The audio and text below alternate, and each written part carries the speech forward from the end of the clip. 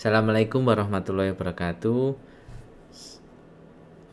Salam sejahtera bagi kita semua.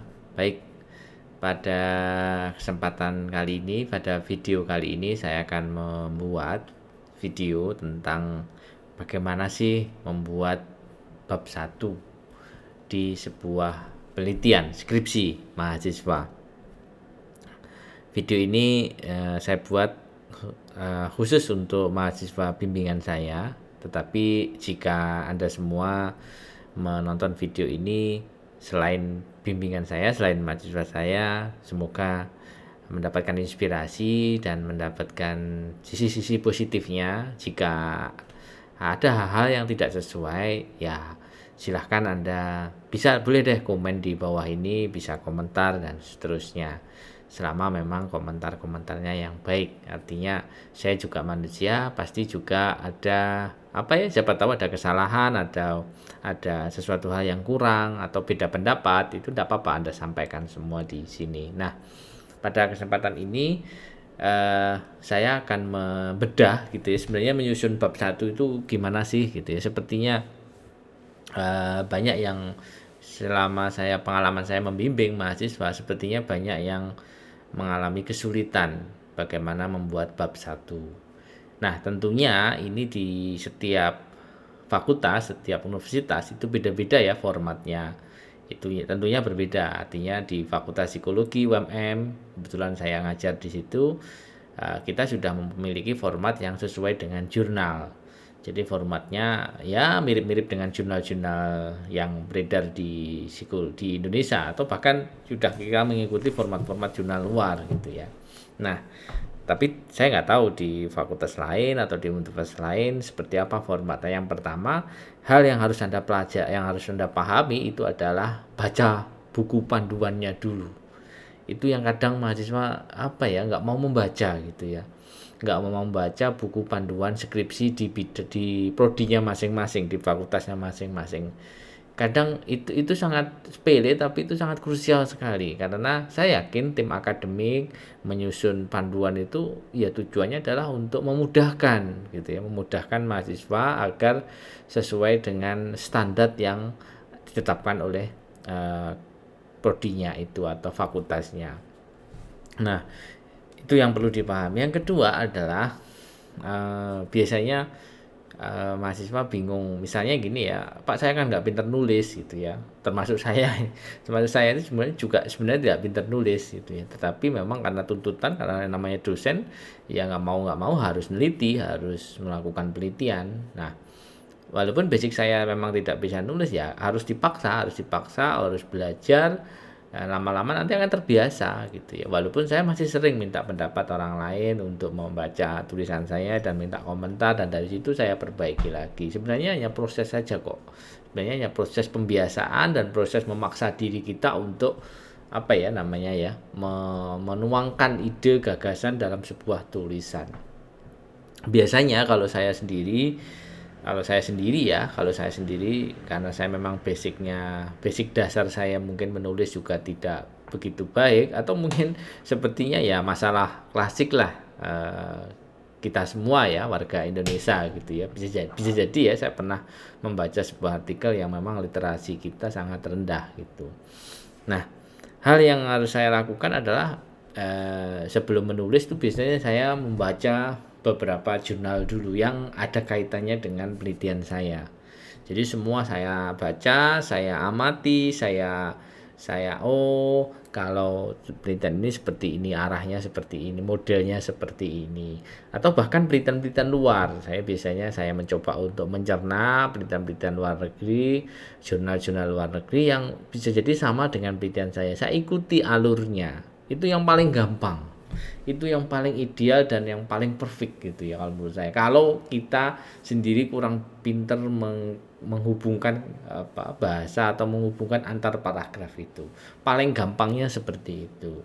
Nah, Apakah boleh Pak? Ya boleh aja, yang penting nggak di copy paste kan. Kalau di copy paste jadi masalah gitu. Tapi kalau hanya meniru gayanya, oh ini tentang ini, berarti saya menjelaskan tentang ini. Oh paragraf kedua ini lanjut ke bahas tentang kelanjutannya tentang itu tadi. Saya ikuti lanjut tentang itu tadi dengan bahasa yang berbeda, dengan data yang berbeda. Kan sebenarnya ya itu saja. Anda cari jurnal-jurnal, kalau memang Anda terbatas bahasa Inggris, mahasiswa bagi terbatas bahasa Inggris, ya sudah nyari aja yang bahasa Indonesia. Tapi jangan skripsi, pesan saya. Lu kenapa Pak nggak boleh skripsi? Ya namanya skripsi kan, gitu ya. Skripsi kan belum terstandar. Artinya ya mungkin aja skripsi-skripsi yang beredar di dunia maya di internet itu kan tidak semuanya baik. Siapa tahu Anda nemu skripsi yang sebenarnya itu, siapa tahu pas ujian nggak lulus gitu, terus Anda contoh gitu, itu kan ya gimana gitu ya.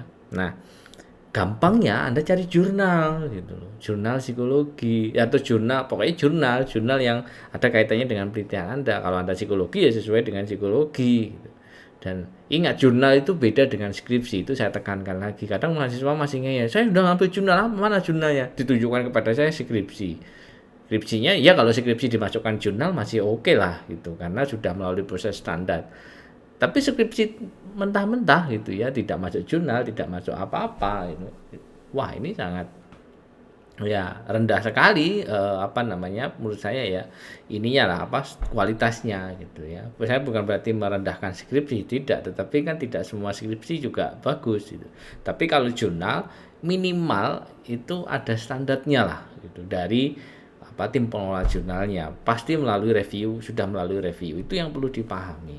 Nah, oleh karena itu malam ini, hari ini saya coba mau membahas tentang, saya mau membedah tiga tiga jurnal termasuk penelitian saya sendiri. Tidak apa-apa, karena saya ini, singkat saya masih awal-awal jadi dosen, itu penelitian saya, tidak apa-apa. Saya juga sepertinya saya baca tuh tersenyum sendiri tadi, artinya belum perfect juga gitu ya. Bukan berarti saya ngomong gini saya juga jago nulis, tidak, tetapi minimal saya lebih tahu, lebih apa ya, karena sering membaca penelitian mahasiswa, sering membaca penelitian-penelitian yang lain, sehingga tahu ini mana yang baik, mana yang buruk. Walaupun saya sendiri membuat tulisan yang baik juga 100% belum belum tentu, masih ada kekurangan sana sini ya. Itu wajar, kita sama-sama berproses lah, itu yang mau saya harapkan dari teman-teman. Jadi semua itu kita berproses, tinggal kita mau berusaha apa tidak. Syukur-syukur kalau kalian sudah punya basic menulis yang bagus, nah itu lebih mudah seharusnya.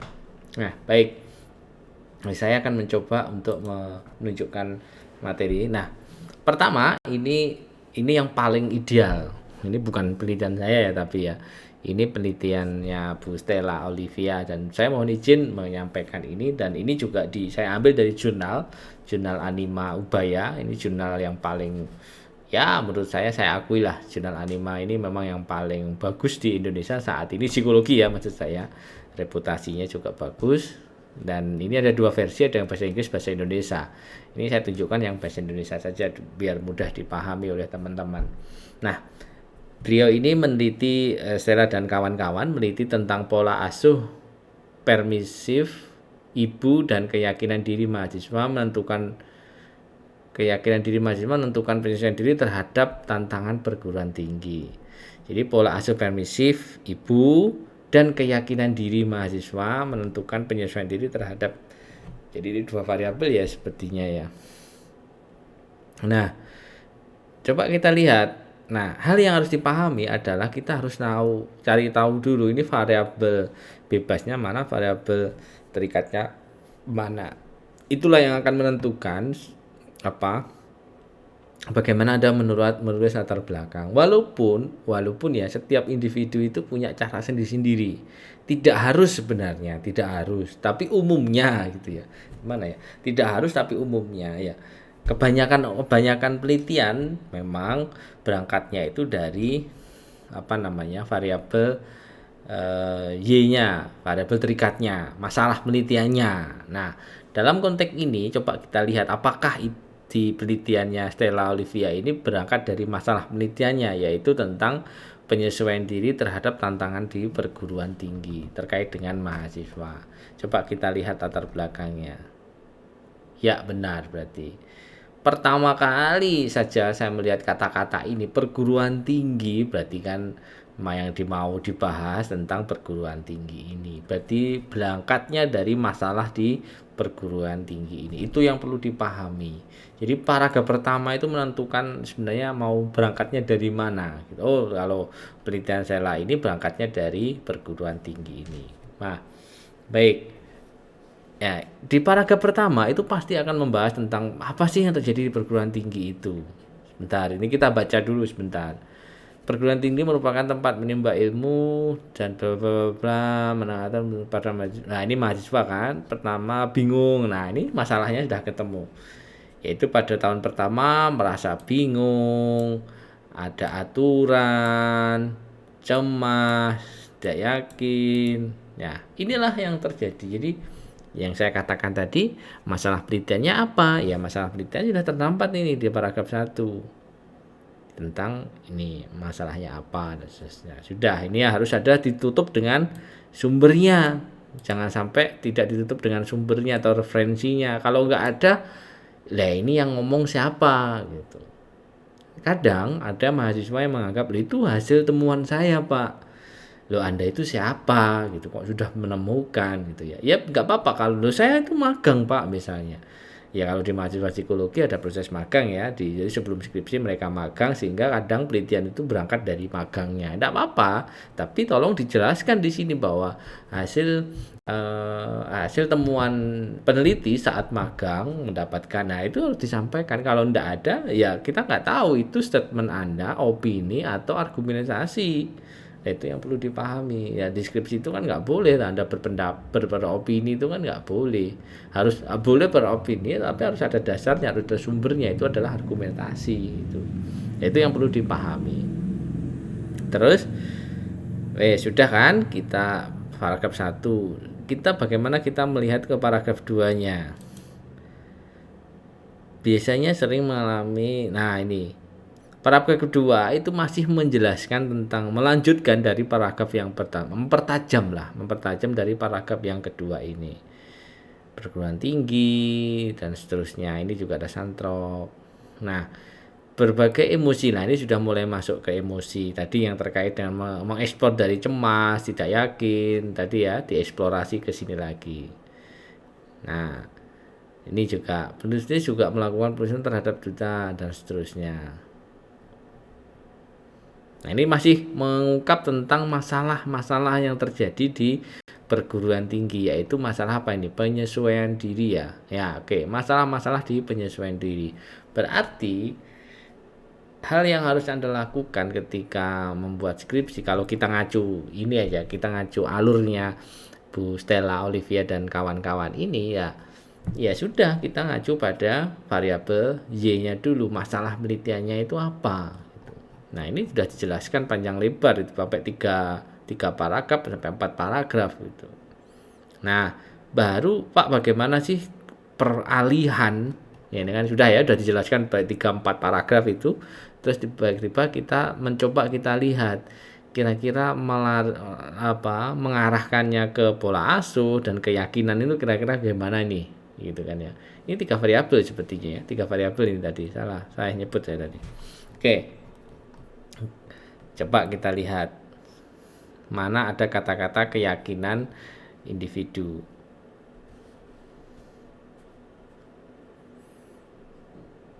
Oke, sampai sini ya. Penelusuran ini targetkan menunjukkan bahwa pengangguran. Nah, ini masalah pengangguran dan seterusnya. Nah, ini sudah mulai masuk ini. Salah satu prediktor mahasiswa mampu bertahan kehidupan kamu adalah integrasi penyesuaian diri dan sosial. Nah, ini sudah mulai masuk penyesuaian diri. Jadi salah satu prediktor menurut Davidson ini sudah ada sumbernya itu. Nah, ini sudah mulai masuk membahas tentang variabel yang bebasnya dan seterusnya, bukan hubungan antara pengaruh ini didukung juga sumber-sumber yang relevan dengan penelitian yang ada kaitannya dengan penyesuaian diri itu. Nah, ini ya, ini bahasanya sudah bahasa yang tinggi. Untuk mempertegas landasan penelitian ini, penulis melakukan kajian awal. Nah, ini memang untuk level-level penelitian-penelitian yang tinggi, memang kita sebelum melakukan penelitian itu sudah melakukan kajian-kajian awal gitu ya dari penelitian kita. Nah, hasilnya apa? Ini disampaikan di sini. Nah, ini kalau memang ini kalau untuk level S1 mungkin nggak ada lah ini ya. Kecuali kalau Anda bisa berdasarkan hasil penelusuran peneliti menemukan bahwa misalnya ini nggak apa-apa itu. Tapi kalau Anda kan nggak mungkin lah Anda membuat penelitian kajian awal, nggak mungkin. Nah, sikap perilaku orang tua. Jadi apa sih intinya dari paragraf ini? Nah, hal yang paling penting adalah kadang mahasiswa itu yang sering saya dapatkan ketika saya menjadi pembimbing itu, ketika di dalam paragraf itu kadang ini paragraf ini mau ngomong apa itu kadang bingung saya memahaminya. Karena apa? Itu tiba-tiba terlepas dari konteks atau terlepas dari alur dari apa bab 1 itu sendiri, alur dari paragraf sebelumnya. Misalnya, kalau ini kan paragraf sebelumnya ngomong masalah bahwa prediktor mahasiswa mampu bertahan terkait dengan penyesuaian diri, itu adalah kehidupan yang penyesuaian diri. Jadi bagaimana mahasiswa itu mampu bertahan dari kehidupan kampus itu adalah sebenarnya penyesuaian diri. Kan kita ngomong mau lari ke penyesuaian diri ya kan.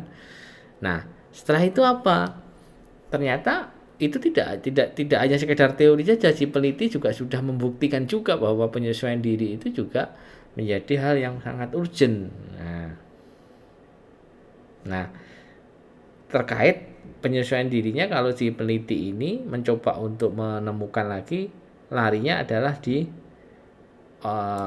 orang tua. Ini temuan dari peneliti. Temuan dari peneliti adalah berbagai tantangan perkara proses para mahasiswa mengaku sering bercerita kepada orang tuanya. Nah, merasa bahwa sikap perilaku orang tua merespon keluhan tersebut sangat berperan bagi mereka. Nah, itu sudah boleh masuk ke variabel yang orang tua tadi. Apa tadi? Ini pola asuh itu tadi. Jadi, kalau yang terkait dengan penyesuaian diri dan pola asuh itu bagaimana kaitannya dengan penelitian-penelitian yang ia buat ini. Nah, sikap dan perilaku orang tua dihayati oleh mahasiswa ini. Nah, ini contoh-contohnya ini. Jadi ngalir gitu ya. Jadi topik demi topik atau paragraf demi paragraf itu sangat satu dengan yang lain itu berkaitan dan runtut. Itu yang harus dilakukan. Kadang mahasiswa itu bolak-balik gitu ya, bolak-balik. Di depan misalnya ini ya sudah ngomong tentang penyesuaian diri. Tiba-tiba di belakang muncul penyesuaian diri lagi. Misalnya ini tadi ditemukan pola asuh, tiba-tiba di akhir ngomong pola asuh lagi. Ya, itulah yang sangat biasa sering terjadi di mahasiswa. Oke, kurang lebih seperti itu ya pada penelitian ini. Saya tidak eksplor lagi, tapi hal yang perlu dipahami dari penelitiannya Bu Stella ini, yang pertama pasti kita akan menjelaskan tentang problem masalah penelitian kita itu apa, tentukan itu. Nah, problem itu diangkat dari mana ya? Dari fenomena-fenomena saja sehari-hari, dari penelitian-penelitian yang ada. Nah, itu yang bisa dilihat. Terus setelah itu baru kita mulai masuk ke variabel yang mempengaruhinya atau variabel Y-nya, variabel bebasnya. Caranya masuk gimana ya? Coba kita lihat aja, paling gampangnya sebenarnya kita melihat faktor-faktor yang mempengaruhi apa sih gitu. Paling gampangnya itu. Cara redaksinya paling gampang seperti itu. Tinggal nanti kita beralihnya itu bagaimana kita tinggal menghaluskan saja biar perpindahannya itu menjadi smooth gitu ya. Tidak tiba-tiba terus kayak ganti topik gitu loh. Itu yang perlu dipahami. Oke. Yang berikutnya saya mencoba membedah penelitian saya sendiri. Ini tahun berapa ya ini ya? Saya sudah lama seingat saya ini. Ini tahun 2017. Oh iya, udah lama ya. Oke, tentang gratitude dan psikologi well-being pada remaja. Nah, saya meneliti tentang apa ini dulu ya, pengaruh apa hubungan ya? Hubungan kalau nggak salah. Hubungan gratitude dan psikologi well-being pada remaja. Coba kita lihat, apakah saya juga berangkatnya dari masalah. Ini kan variabel Y-nya adalah psikologi well-being remaja ya. Saya coba kita lihat. Nah, kalau di penelitian saya memang saya agak sedikit berbeda. Saya nggak tahu ini dulu ngacu pada siapa, tapi saya mencoba untuk melihat dari sisi yang lain. Saya justru malah berangkatnya dari variabel Y-nya. Bagaimana gratitude itu memberikan hubungan terhadap well-being. Nah, itu yang saya paparkan di sini. Dan seingat saya, ini dulu saya di paragraf-paragraf 1 dan 2 di awal-awal ini saya menjelaskan tentang gratitude dan psikologi well-being itu seperti apa gitu. Nah, mengapa kok Pak kayaknya berbeda, bertentangan sekali dengan penelitian sebelumnya? Nah, itulah yang saya maksud, setiap peneliti itu punya gaya selingkung masing-masing. Selama selama tujuannya itu bagus, selama Anda itu bisa menjelaskan apa yang Anda maksud dengan baik di penelitian Anda, sebenarnya tidak masalah gitu ya. Tidak ada nggak ada ketentuan baku. Kalau saya melihat di jurnal-jurnal luar negeri pun itu juga gayanya juga masing-masing punya cara sendiri-sendiri si peneliti untuk menjelaskan dari penelitiannya. Yang terpenting adalah setiap variabel itu sudah dijelaskan dengan baik gitu. Dan bagaimana mengaitkan satu dengan yang lain itu bagaimana gitu ya. Itu yang menjadi bisa jadi kayak seni lah ketika menulis latar belakang itu. Oke, contohnya saya agak sedikit berbeda dengan kebiasaan orang. Saya berangkatnya dari gratitude. Sebenarnya mengapa sih gratitude itu menjadi hal yang penting? Apa sih itu gratitude? Apa sih pentingnya gratitude pada remaja? Itu saya jelaskan semua di awal-awal keterangan ini. Ini gitu meningkatkan personal well-being, terus gratitude juga. Oh, ini definisi-definisinya gitu ya. Secara konsep. Nah, ini saya jelaskan gratitude itu seperti apa gitu. Nah, sudah, saya juga membahas well-being gitu ya. Nah, lupa ini bagaimana kok tiba-tiba well-being kaitannya dengan dua variabel itu di mana Pak penjelasannya? Oke, di mana ya? Ini di sini nih. Oke, mulai individu ini. Individu yang merasa memiliki rasa syukur dalam dirinya, menyadari dan saja mengambil hal positif. Nah, ini sudah mulai saya membahasakannya sendiri dan berdasarkan biasanya memparaphrasing dari sebuah penelitian orang lain. Penelitian orang lain bunyinya apa, intinya saya paraphrasing ulang untuk menjadi sebuah kalimat. Nah, ini menurut penelitiannya Emos dan Misra 2010 ini. Jadi di sini saya menjelaskan sudah mulai mengkaitkan dua variabel yang di atas yang sudah saya jelaskan sebelumnya. Nah, seperti itu. Itu juga bisa. Tapi memang yang paling umum berangkat dari masalah dulu aja deh. Jangan seperti saya ini memang agak berbeda, agak nyeleneh aja gitu. Tapi tidak masalah, memang semua saya jelaskan di sini. Ya. Ini saya kaitkan dua variabel itu. Terus ini juga saya nyinggung remaja itu berkembang seperti apa hubungannya dengan well-being. Terus faktanya. Terus ini juga saya mulai masuk masalah ini. Kalau ngomong masalah, masalahnya di belakang malahan.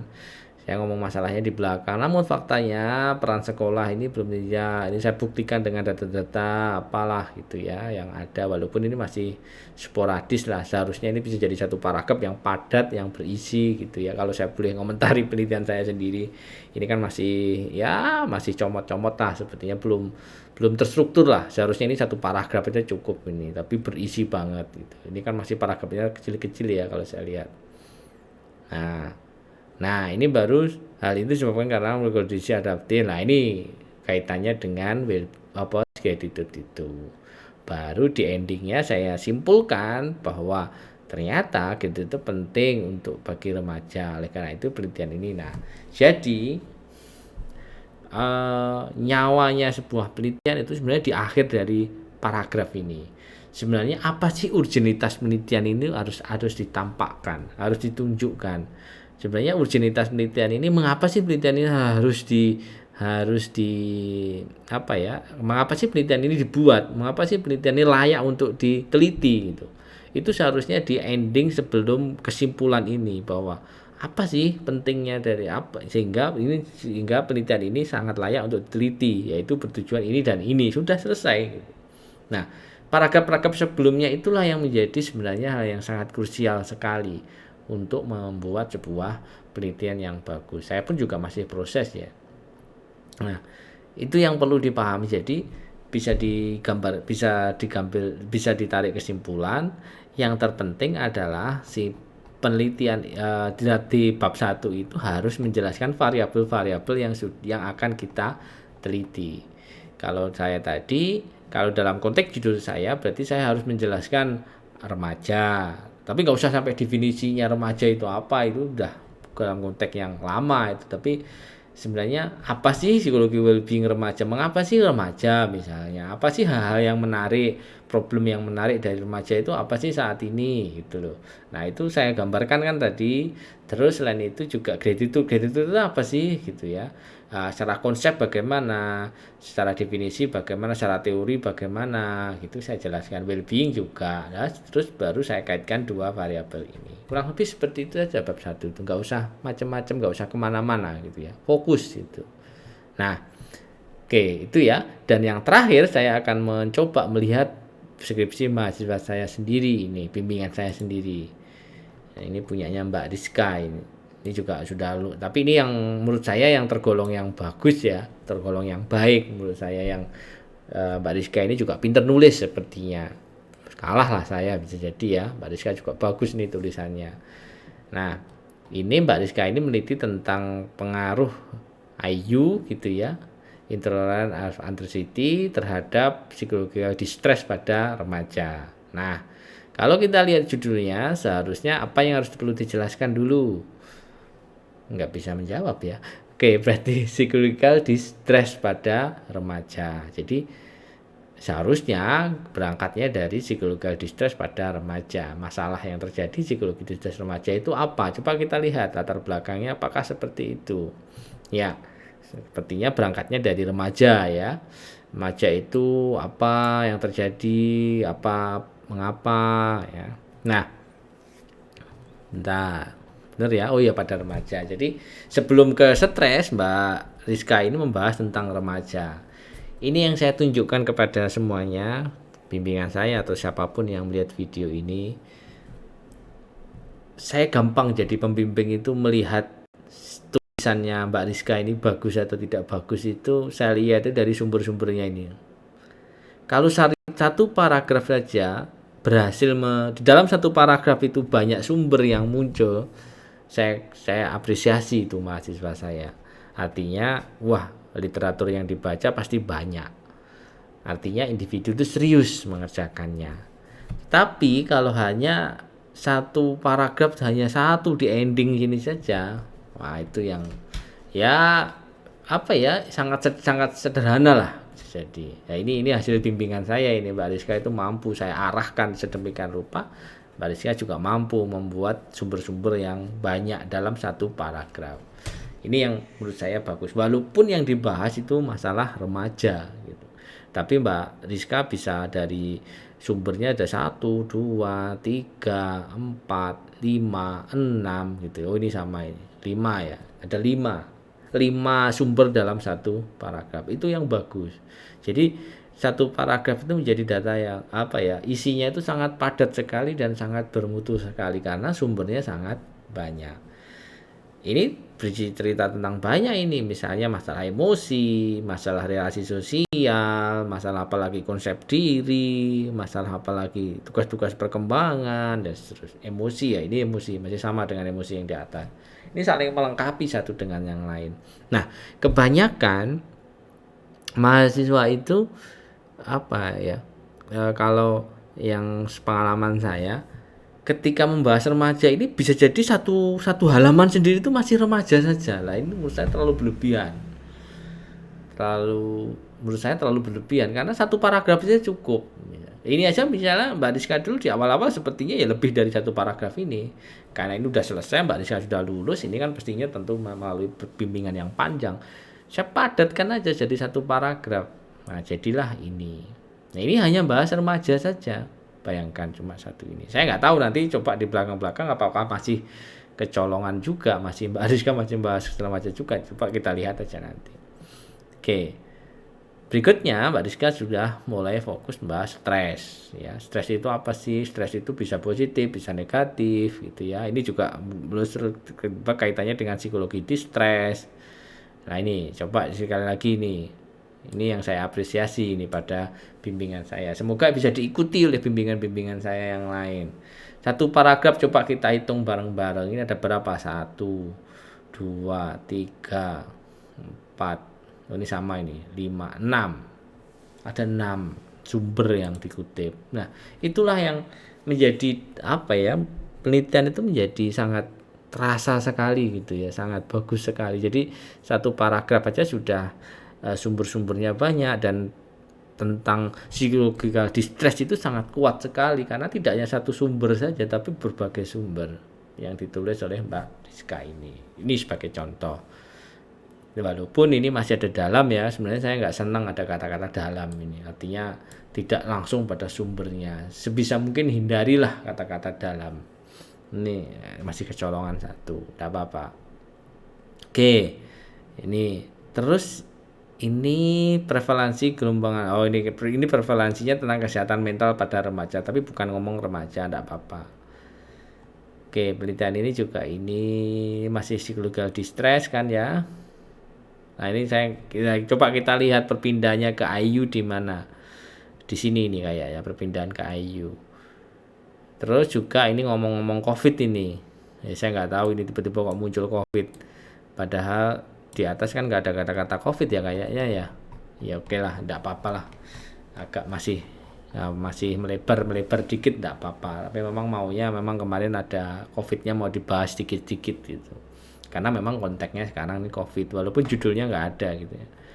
Nah, ini lanjut ke penelitian berikutnya, IU ini, bahwa beberapa penelitian dilakukan tidak pastinya. Nah, ini sebenarnya mau sepertinya COVID ini karena bingungan Mbak Rizka ini, sebenarnya COVID itu mau mengantarkan untuk perpindahannya ke IU ini. Jadi ada pengantarnya dulu lah gitu, kurang lebih seperti itu sepertinya. Saya masih ingat dulu ini harus ada pengantarnya, ingat saya dulu gitu. Mungkin ini menjadi jembatannya akhirnya. Oke. Terus ini ngomong IU, dan Mbak Rizka juga membahas IU itu apa gitu ya. Ya menarik ini menurut saya. Terus itu ya, IU kaitannya dengan psikologi distress tadi seperti apa. Nah, ini terakhirnya ya kan, dari penjelasan IU dan psikologi distress itu sebenarnya apa sih yang menjadi krusial dari si penelitian Pak Rizka ini yang terjadi di akhir ini. Nah, ini penjelasannya tentang apa sih yang menjadi menarik itu ya. Nah, itu ada penjelasannya di akhir ini. Itulah yang ada di format-format yang menurut saya bisa diterjemahkan. Silahkan kalian merenungkan sendiri kira-kira bagaimana Anda bisa menulis penelitian yang bagus. Tapi yang jelas membuat bab 1 itu adalah sebenarnya mengapa sih penelitian itu Anda buat. Nah, kesalahannya seperti itu. Jadi sebenarnya namanya itu latar belakang ya. Apa sih yang melatar belakangi penelitian Anda itu kok judulnya seperti itu? Kasarnya seperti itu aja, namanya latar belakang gitu ya. Nah, itu yang perlu dipahami. Jadi pahami dulu filosofi di bab 1 itu apa. Setelah itu yang berikutnya adalah Anda sendiri juga harus mengumpulkan data yang banyak. Anda harus shopping jurnal lah bahasa saya itu. Shopping jurnal yang banyak itu. Shopping jurnal yang banyak sehingga kalau Anda sudah bacaan Anda banyak, sehingga Anda nulis itu kayak seolah-olah keluar dengan sendirinya karena Anda sudah memasukkan input yang banyak juga. Tapi kalau Anda malas belajar, malas membaca, malas shopping jurnal, Anda tidak banyak baca jurnal yang banyak, ya Anda bingung pasti nuliskannya, pasti bingung. Nanti ujung-ujungnya nyari skripsi yang sama, tinggal Anda tulis lagi, ujung-ujungnya ke situ. Akhirnya nggak mendalam nanti. Ya, Anda boleh mengamati penelitian sebelumnya, mencari skripsi yang sama, yang mirip gitu ya. Tapi terus jangan sama persis ya. Coba dah Anda kembangkan. Coba Anda cari kelemahan dari penelitian itu apa, Anda kembangkan lagi gitu ya. Atau syukur-syukur Anda adaptasi penelitian itu yang sering saya sebutkan nanti kalau terkait dengan adaptasi penelitian di materi awal saya dulu ya, saya pernah membahas itu. Ya walaupun itu nggak baik, tapi nggak baiknya masih bener gitu loh, daripada yang lain-lain nanti. Itu saya bahas banyak di situ.